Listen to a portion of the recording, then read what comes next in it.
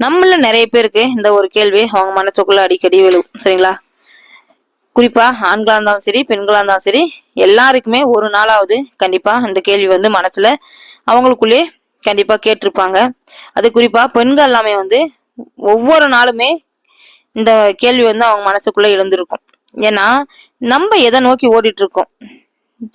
நம்ம இப்படியே இருந்துருவோமா? நம்ம என்ன பண்ண போறோம்? ஏன் நம்மளோட லைஃப் இப்படி இருக்குது அப்படின்னு சொல்லிட்டு கண்டிப்பா அது குறிப்பா கல்யாணம் ஆன நிறைய பெண்களுக்கு அந்த ஒரு கேள்வி இருக்கும். ஏன்னா அவங்க எதிர்பார்ப்போட அவங்க அந்த லைஃப்குள்ள நுழையும் போது அந்த எதிர்பார்ப்பு எதுவுமே அவங்களுக்கு கிடைக்கல அப்படின்னும் போது இந்த கேள்விகள் அதிகமா அவங்க மனசுக்குள்ள எழுத ஆரம்பிச்சிடும். சரிங்களா? ஏன்னா அந்த இடத்துல அதிகமா கஷ்டங்கள் வர வரதான் இந்த மாதிரி கேள்விகள்லாம் எழுத ஆரம்பிக்கும். எனக்கு நிறையவே இந்த மாதிரி கேள்விகள் எல்லாமே மனசுக்குள்ள எழுந்துட்டு தோணிருக்குது.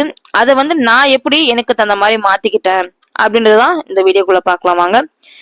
வீடியோக்குள்ள போயிட்டு பாக்கிறதுக்கு முன்னாடி நீங்க இப்பதான் நம்ம சேனலை ஃபர்ஸ்ட் டைம் பாக்குறீங்கன்னா மறக்காம நம்ம சேனலை சப்ஸ்கிரைப் பண்ணிக்கோங்க. பக்கத்துல இருக்க பெல் ஐக்கானை கிளிக் பண்ணிட்டு வீடியோ ஸ்கிப் பண்ணாம பாருங்க. வாங்க இப்ப வீடியோக்குள்ள போலாம்.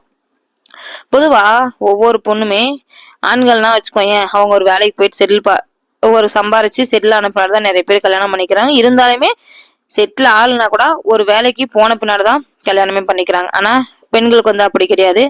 ஏதோ அவங்களால முடிஞ்ச வரைக்கும் படிக்க வைக்குவாங்க. படிச்சு வச்ச உடனே ஏதாவது ஒரு மாப்பிள்ளைய பார்த்து அவங்களுக்கு கல்யாணம் பண்ணி அமுச்சு விட்டுருவாங்க. சரிங்களா?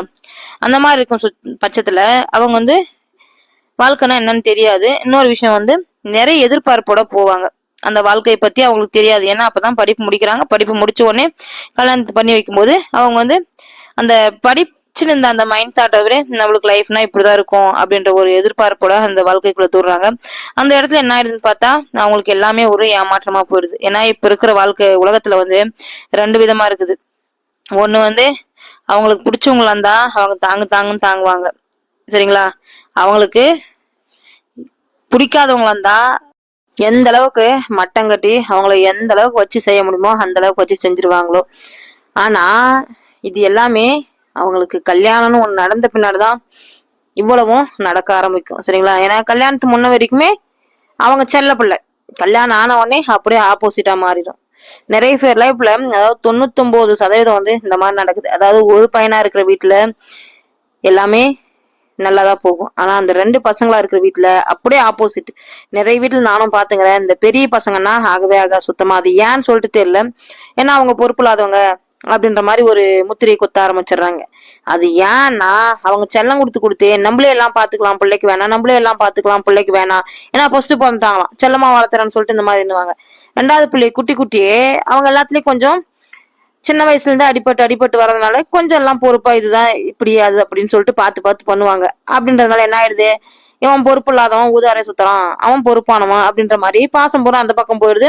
இந்த பக்கம் பூரா ஒரு வெறுப்பாயிடுது. அது ஏன் வெறுப்பு வருதுன்னு சொல்லிட்டு தெரியாம ஒரு வெறுப்பா இருக்கும். சரிங்களா?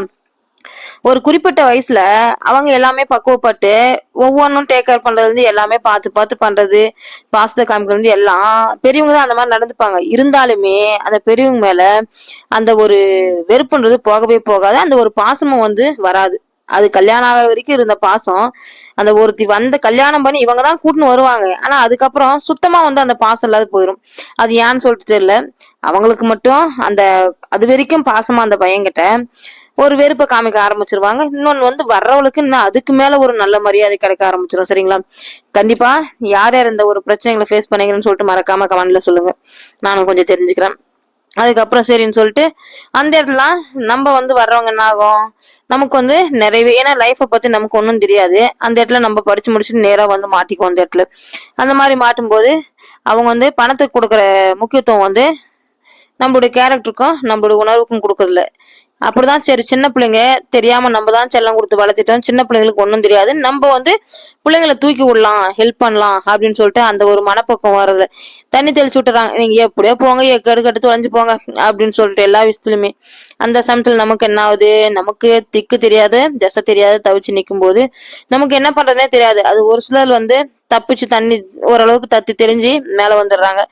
கொஞ்சம் அந்த அளவுக்கு வர முடியாதவங்க ரொம்பவே கஷ்டமா போயிடுது. ஏன்னா இப்ப நடந்துட்டு இருக்க சுச்சுவேஷன் இந்த மாதிரிதான். எனக்குலாம் ரொம்பவே அந்த டைம்ல ஸ்ட்ரகிளா போச்சு. ஏன்னா வருமானம் 1 ரூபாய் இல்ல, மத்த ஒரு சப்போர்ட்டிங்கும் இல்ல. நம்ம என்ன பண்றது, 2 பிள்ளைங்களை வச்சு என்ன பண்றது? ஏன்னா நமக்குன்னு யாருமும் இல்ல. நம்ம இருக்கிறது ரொம்ப தூரமா வேற வந்து மாட்டிக்கணும். பக்கமா வந்தேன்னா அம்மா வீடுன்னு சொல்லிட்டு நம்ம போலாம். அதுக்கும் வாய்ப்பு இல்ல. எந்த ஒரு இதுக்குமே நாலா பக்கமும் எந்த ஒரு வழியும் இல்ல அப்படின்னு சொல்லும் போதுதான் நமக்கு என்ன பண்ணுவோம் அப்படின்ற மாதிரி தோண ஆரம்பிச்சிச்சு. ஏன்னா அதுக்கப்புறம் பணத்துக்கு தான் இங்க வந்து எல்லாமே அப்படின்ற மாதிரி ஆயிடுச்சு. ஏன்னா பணம் கண்டிப்பா வாழ்க்கைக்கு தேவை. பணம் இல்லைன்னா ஒண்ணுமே பண்ண முடியாது அப்படின்ற மாதிரி அந்த இடத்துல வந்து நம்ம தெரிஞ்சுக்கணும். நான் வந்து கண்டிப்பா நிறைய அந்த இடத்துல வந்து தெரிஞ்சுக்க ஆரம்பிச்சேன். அப்புறம் தான் யோசனை பண்ணேன், நமக்கு வந்து ஏதாவது ஒரு வருமானம் வேணும். நம்ம படிப்புன்றது வந்து நம்மளுடைய அறிவு வளத்துக்கு மட்டும்தான், சரிங்களா அப்படின்னு சொல்லிட்டு நினைச்சிட்டு அதுக்கப்புறம் சரின்னு சொல்லிட்டு படிச்சிருந்தா என்ன. ஆனா மாடு பத்திலாம் எனக்கு ஸ்டார்டிங்ல ஒண்ணுமே தெரியாது. ஆனா வாரானா காசு வருது, மாடு பால் ஊத்துனா அப்படின்றது மட்டும் தெரியும். ஸ்கூலுக்கு போனாலுமே நம்ம வந்து பிள்ளைங்களை விட்டும் எங்கேயும் போக முடியாது. ஏன்னா நமக்கு அந்த பிள்ளைங்களை பார்த்து கூட எந்த ஒரு சோர்ஸுமே இல்லை அப்படின்றதுனால நம்ம அதுக்கும் வாய்ப்பு இல்லை அப்படின்னு சொல்லிட்டு ஸ்டார்டிங்ல என்ன பண்ணேன், ஆனா மாடு பால் கறந்துனா வாரத்துக்கு ஒரு முறை காசு, அது மட்டும் தெரியும். அப்ப ஸ்டார்டிங்ல 7 நாள் 8 நாளைக்கு ஒரு முறை கொடுத்துருந்தாங்க, புதன்கிழமை. அந்த மாதிரி பட்சத்துல ஃபர்ஸ்ட் வந்து நான் சூஸ் பண்ணது. ஆனா மாடை பத்தி ஒண்ணுமே தெரியாது, பால் கறக்க தெரியாது, எதுவுமே தெரியாது. சரி நம்ம மாடுல அதுல பால் கறந்து ஊத்தலாம் அப்படின்னு சொல்லிட்டு ஸ்டார்ட் பண்ணோம் ஸ்டார்டிங்ல 1ல. அதுக்கப்புறம் சுத்தமா பாலே கறக்க தெரியாது. நான் பால் கறக்க உட்காந்துட்டு பக்கமே தான் அப்ப உட்காந்துட்டு பேசுவாங்க. என்னன்னு பேசுவாங்கன்னா, கறக்க தெரியாது, எப்படி கறக்குறாளா பாக்கலாம் அப்படின்னு சொல்லிட்டு 6-7 லிட்டர் கறக்க தேவையில்ல, 4 லிட்டர் தான் பால் தான் கறப்பேன். நமக்கு கறக்க தெரியாது. அதே மாதிரி ஸ்டார்டிங்ல கறக்கும் போது நீ இப்படி கறமா அப்படின்னு சொல்றதுக்கு கூட ஒரு ஆள் இல்லை. நம்ம எதுவுமே பண்ணல. சரி நமக்கான வருமானத்தை ஒண்ணு தேரணும்னு சொல்லிட்டு நம்ம பால் கறந்து ஊத்தலாம்னு சொல்லிட்டு ஸ்டார்ட் பண்ணோம். அப்ப சரி இந்தமா நீ புதுசா இதுன்ற, உனக்கு இதை பத்தி ஒண்ணும் தெரியாது, இந்த மாதிரி கரமா இந்த மாதிரி இதுனமா அப்படின்னு சொல்லிட்டு சொல்றது கூட நமக்கு ஆள் இல்லை. எப்படி கறக்குறாளா பாக்கலாம் அப்படின்னு சொல்லிதான் சொன்னாங்க. அதுக்கப்புறம் சரின்னு சொல்லிட்டு அந்த ஒரு வைராகத்தோட கண்டிப்பா சரி போ, எப்படினாலும் நம்ம வாழ்க்கையில ஜெயிச்சான். அவங்களாலதான் இன்னைக்கு நான் வந்து கண்டிப்பா இந்த ஒரு உயரத்துக்கு வந்திருக்கிறேன். அவங்க வந்து அன்னைக்கு நம்மள தட்டி கொடுத்து இல்ல நான் இருக்கிறேன் வா நான் பாத்துக்கிறேன்னு சொல்லிட்டு சொன்னாலும் கண்டிப்பா இன்னைக்கு வந்துருக்க மாட்டோம். ஏன்னா நம்மள சுத்தி இருக்கிறவங்க அன்னைக்கு பேசின வாய், அன்னைக்கு தப்பா பேசின வாய் எல்லாமே இன்னைக்கு நல்லா பேசுது. ஓ அவளா, பரவாயில்லப்பா அப்படின்ற மாதிரி இருக்குது, சரிங்களா? அந்த மாதிரிதான் சொல்றேன். அதாவது நம்ம லைஃப்ல என்ன பண்ண போறோம் அப்படின்னு சொல்லிட்டு தெரியாம முழிக்கிறதோட அன்னைக்கு நிலைமைக்கு நம்ம என்ன பண்ணலாம், நம்ம இருக்கிற இடத்துக்கு தகுந்த மாதிரி எப்படி நம்மளோட லைஃப கொண்டு போகலாம், அன்றாட வருமானத்தை சம்பாதிக்கலாம் அப்படின்ற மாதிரி யோசனை பண்ணுங்க. நான் எதுக்காக சொல்றேன், எனக்கு வந்து ஸ்டார்டிங்ல ஒரு 4-5 கமெண்ட் இந்த மாதிரி வந்துச்சு. அதுக்கு ரிப்ளை பண்றதுக்கு எனக்கு டைம் கிடைக்கல. ஏன்னா என்னுடைய இப்ப பாதை வந்து நான் வந்து என்னுடைய உயிரை எதை நினைச்சனோ அதை நோக்கி ஓடிட்டு இருக்கேன். அதனாலதான் கண்டிப்பா இந்த மாதிரி வீடியோ கொடுக்குறேன். மத்தியில வந்து அதுக்கு தான் இந்த மாதிரி வீடியோ எடுக்க முடியல அப்படின்றதுனாலதான் குக்கிங் வீடியோ இந்த மாதிரி இது வந்தது. கண்டிப்பா இனிமே வந்து இந்த மாதிரி வீடியோ வாரத்துல 1 நாள் நான் போட போறேன், சரிங்களா? அதனாலதான் சொல்றேன், நம்ம எந்த ஒரு வேலையும் தப்பா நினைக்க கூடாது. நம்மளுடைய உழைப்ப மூலதனமா போட்டு எந்த ஒரு வேலையை செய்யறதும் கேவலமல்ல. அதுவும் சொன்னாங்க என்ன, படிச்சுட்டு சாணி வர்றா பாருன்னு. நான் அதெல்லாம் பொருட்படுத்தல. படிச்சுட்டு ஏன் சாணி வரக்கூடாதா? காசுக்கு தான், இதுலயும் காசு தான் வருது. நம்ம வெளியில போயிட்டு வேலை செஞ்சாலே காசு தான் வருது, யாரும் சும்மா கொடுக்கறதில்ல.